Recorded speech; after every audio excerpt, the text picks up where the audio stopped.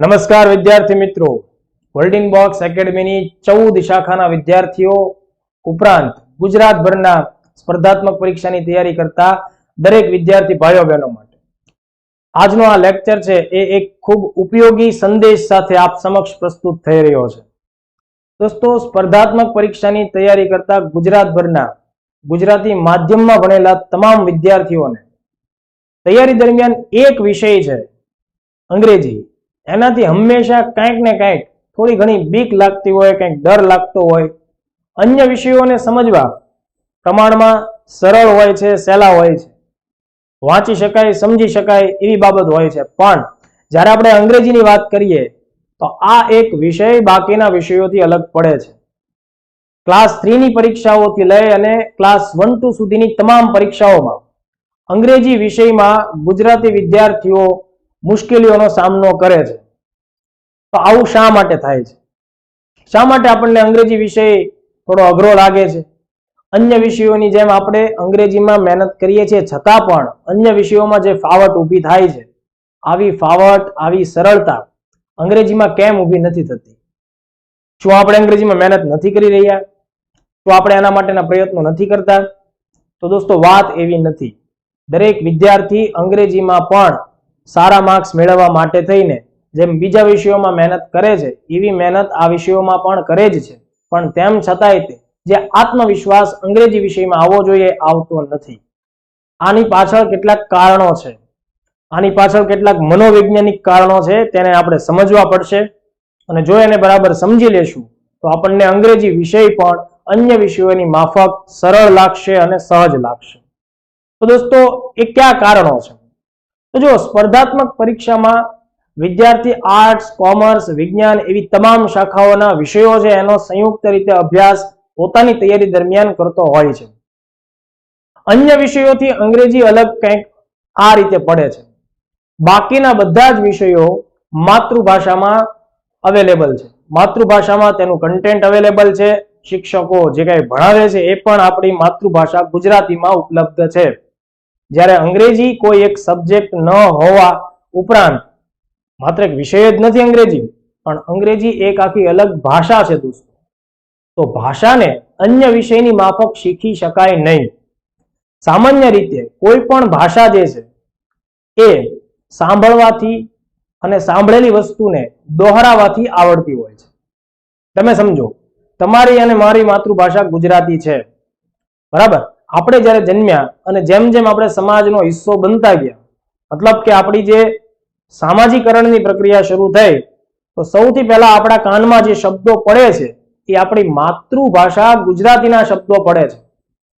પછી ધીમે ધીમે એ શબ્દો કઈ વસ્તુ માટે, કઈ સ્થિતિ માટે ઉપયોગમાં આવે છે એ વાતનો પણ સમય જતા આપણને અનુભવ થવા લાગે છે. આપણી આસપાસમાં એવા જ લોકો હોય છે જે આપણી માતૃભાષા ગુજરાતી બોલે છે અને આપણે એ સાંભળીએ છીએ, સમજીએ છીએ, પછી આપણે પણ એનું અનુકરણ કરીએ છીએ. તો ગુજરાતી આપણને કેવી રીતે આવડ્યું? ગુજરાતી આપણને સાંભળવાથી અને અનુકરણ કરવાથી આવડ્યું. એટલે આપણે ગુજરાતી સારી રીતે બોલી શક્યા. ગુજરાતી વાંચતા આપણને સરળતા થઈ. ગુજરાતીમાં જ્યારે કોઈ વ્યક્તિ વાત કરે છે તો આપણે એને સમજી શકીએ છીએ. આવી જ બાબત હિન્દીમાં પણ થઈ. હિન્દી ભાષા પણ આપણને એટલે જ બોલતા આવડી. ગુજરાતમાં એના કેટલાક અપવાદો છે કે જે હિન્દીમાં નથી બરાબર ફાવટ આવતી, એમ છતાંય તે સરેરાશ ગુજરાતી લોકો હિન્દી બોલે છે. તો એનું કારણ છે સિનેમા, ટીવી સિરિયલ અને ફિલ્મો.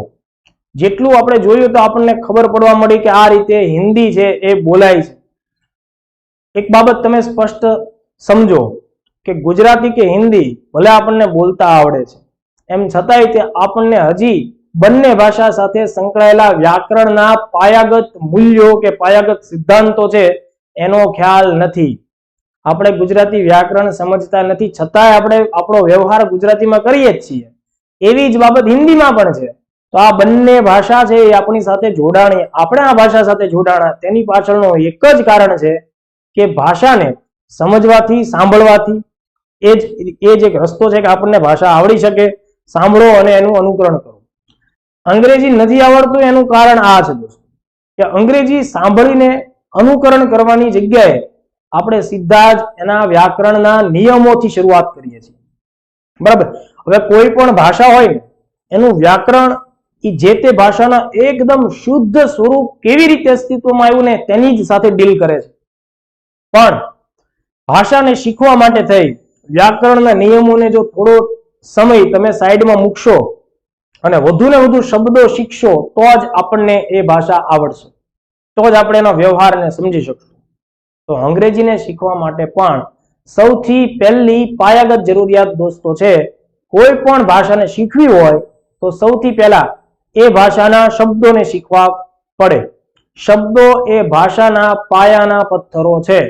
આપણે અંગ્રેજીમાં શબ્દો શીખતા નથી અને સીધા વ્યાકરણના નિયમો ગોખવા ઉપર આગળ વધીએ છીએ. એટલે જ આપણને નિયમો તો ગોખાઈ જાય છે, પણ શબ્દો આવડતા ન હોવાને લીધે એ ભાષા આપણને ક્યારેય સરળ લાગતી નથી.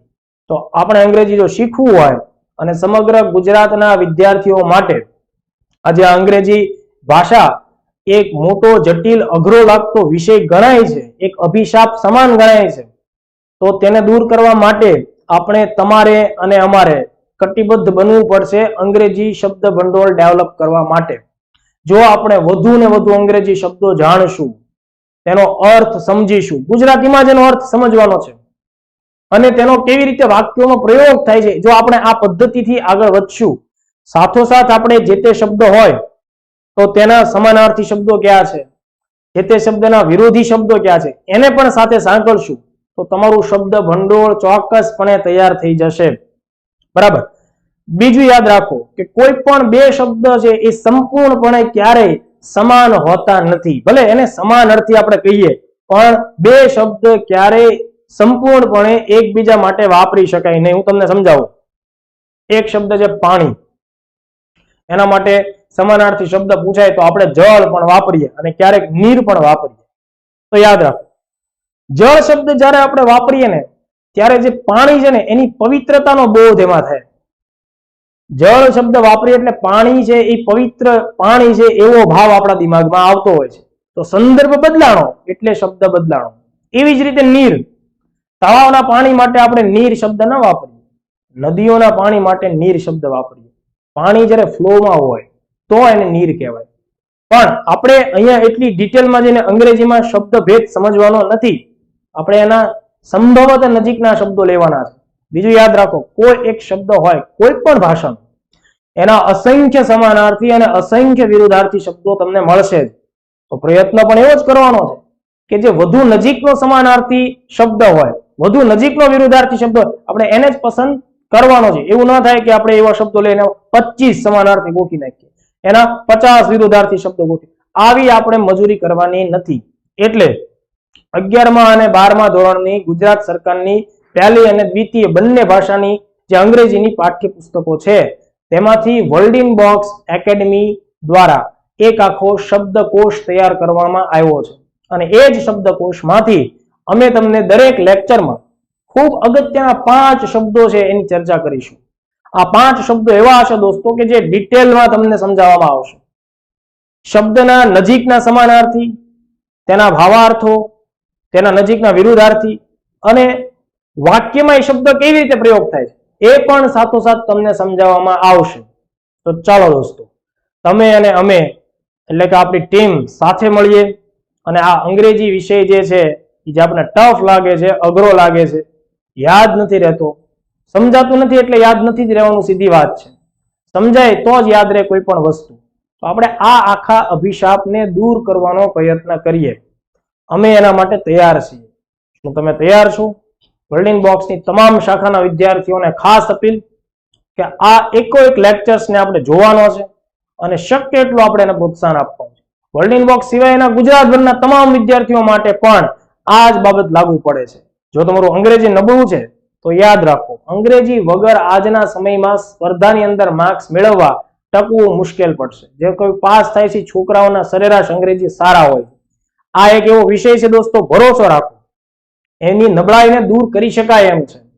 આ વિષય જે નથી આવડતો તો એવી પદ્ધતિ અપનાવી શકાય છે કે જેથી કરીને કોઈ પણ સામાન્યમાં સામાન્ય વિદ્યાર્થી જેનું 10મા 12માનો રિઝલ્ટ પણ નબળું હોય એવા કોઈ પણ વિદ્યાર્થીઓ તો પણ તમે ભરોસો રાખો, જે પદ્ધતિથી આપણે એક એક લેક્ચર લેશું એ પદ્ધતિને તમે ફોલો કરશો ડેફિનેટલી તમારું અંગ્રેજી છે એ આવનારા કેટલાક મહિનાઓમાં સુધરેલી અવસ્થામાં આપ જોશો. તો આશા રાખીએ છીએ કે આ સિરીઝ આપ સૌને પસંદ પડે. ખૂબ જ ટૂંક સમયમાં world in box YouTube channel પર આ સિરીઝ અંતર્ગત વિવિધ લેક્ચર્સ મૂકવાની શરૂઆત થઈ જશે. તમારી સાથે સતત જોડાયેલા રહેજો. આપના અત્યંત કિંમતી સૂચનો હંમેશા આવકાર્ય રહેશે. વહેલી તકે આપણે લેક્ચર સાથે મળશું. જય હિન્દ, જય ભારત.